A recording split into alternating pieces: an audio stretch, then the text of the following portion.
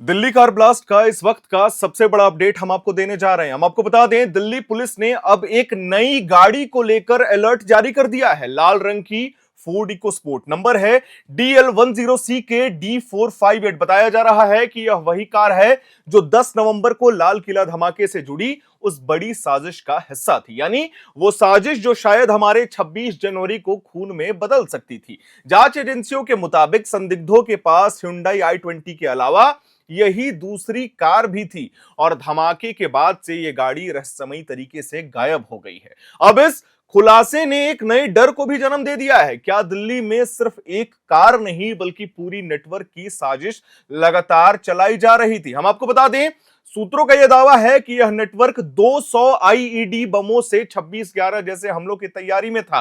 Target list में दिल्ली का Lal Qila, India gate, constitution club, Gauri Shankar मंदिर, गुरुग्राम और फरीदाबाद के कई प्रमुख स्थल, यहां तक कि देश भर के रेलवे स्टेशन और बड़े मॉल्स भी शामिल थे। और इस साजिश को अंजाम देने के लिए चुने गए थे डॉक्टर, वही डॉक्टर जो इलाज करते हैं।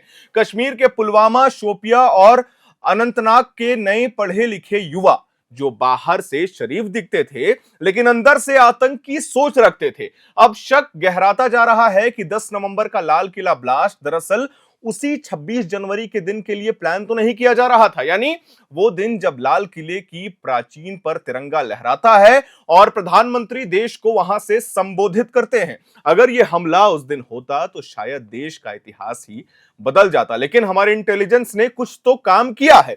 10 नवंबर की शाम दिल्ली के लाल किले मेट्रो स्टेशन के पास ट्रैफिक धीमा था। तभी अचानक एक Hyundai i20 कार में जबरदस्त धमाका हुआ।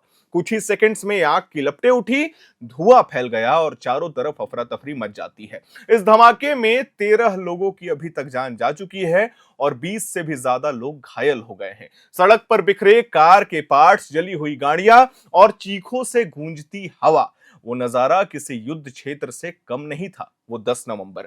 शुरुआत में पुलिस को लगा कि यह सिलेंडर या फिर सीएनजी बर्स्ट हो सकता है, क्योंकि सीएनजी गाड़ियां दिल्ली में चलती हैं। लेकिन जब फॉरेंसिक टीम पहुंची और जांच शुरू की गई तो सच्चाई चौंकाने वाली थी। कार में इस्तेमाल हुआ विस्फोटक RDX और पेटेंट था, वही विस्फोटक जो पुलवामा हमले में इस्तेमाल हुआ था। यानी यह कोई हादसा नहीं था बल्कि एक सुनियोजित आतंकवादी साजिश थी, जिसकी प्रक्रिया, जिसकी तैयारी ये लोग लगातार कई महीनों से कर रहे थे। फिर सामने आए दो नाम, डॉक्टर मुजम्मिल गनई और डॉक्टर उमर नबी। दोनों पेशे से डॉक्टर हैं लेकिन सोच आतंक की। मोबाइल लोकेशन और सीसीटीवी फुटेज से यह पता चला है कि जनवरी 2025 में ये दोनों कई बार लाल किले के आसपास देखे गए, कभी मोबाइल से वीडियो बनाते हुए, कभी सुरक्षा व्यवस्था को नोट करते हुए।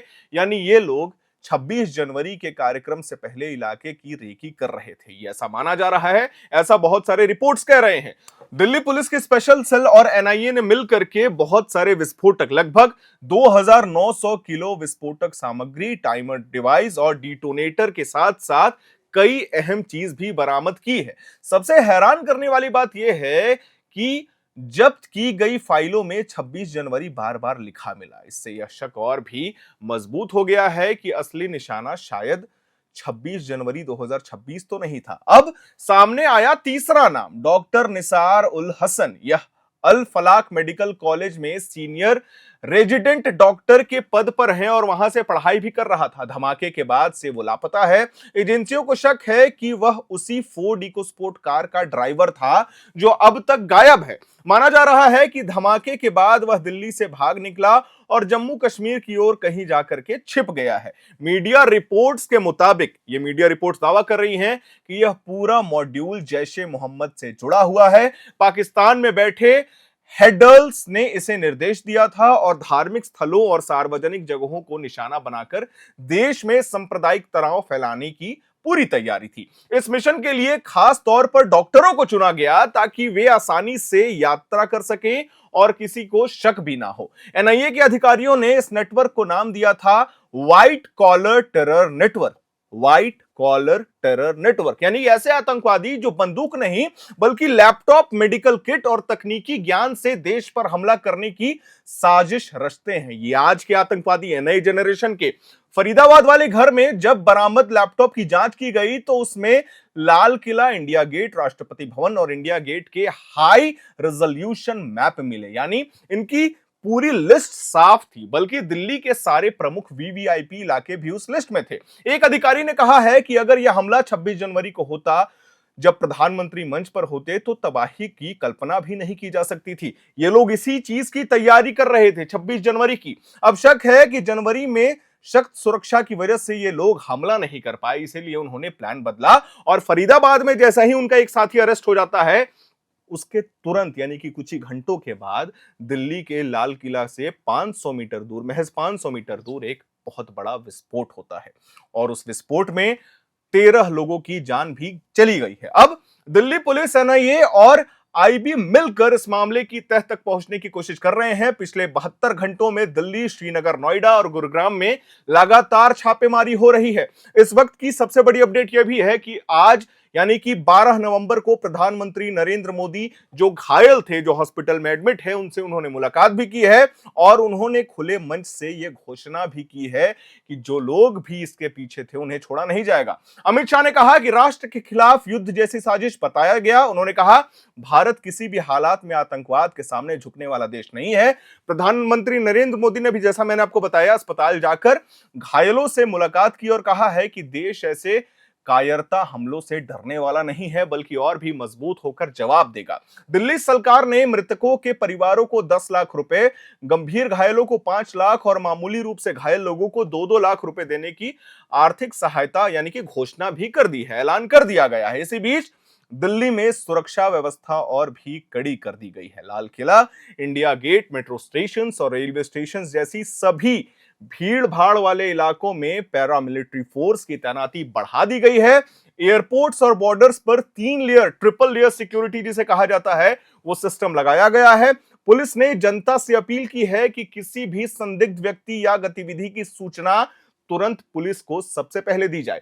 लाल किले की दीवारों ने आजादी की लड़ाई देखी थी, अब उसने आतंक के खिलाफ एक और जंग देखी है। 10 नवंबर का धमाका सिर्फ एक हादसा नहीं था हमारे देश के लिए, बल्कि एक चेतावनी है कि आतंक अब सरहदों में नहीं, हमारे बीच में ही उठ रहा है। डॉक्टर्स, इंजीनियर्स और पढ़े लिखे युवाओं के रूप में जो पता नहीं क्यों लेकिन हमारे देश को क्षति पहुंचाना चाहते हैं।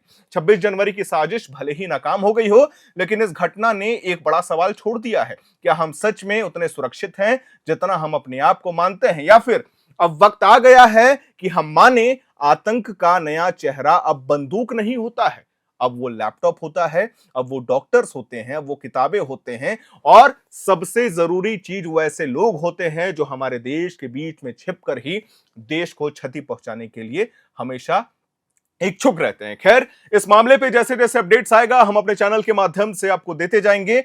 भले ही ये 26 जनवरी वाली जो बात है वो बहुत सारे मीडिया रिपोर्ट्स में आधिकारिक रूप से चलाई जा रही है, लेकिन एक बात तो कहीं ना कहीं सच है, ये आनन फानन में किया गया अटैक है। प्लान कुछ बड़ा था, प्लान इससे भी बड़ा था। खैर, इस मामले पे जैसे अपडेट्स आएगा हम अपने चैनल के माध्यम से, मैंने कहा आपको कि हम देते जाएंगे। कैमरे के पीछे मौजूद है मेरी सहयोगी सुमन। वीडियो को लाइक करिए, शेयर करिए, हमारे चैनल को सब्सक्राइब करिए। मेरा नाम है हर्षित और आप देख रहे हैं एयर नाउ।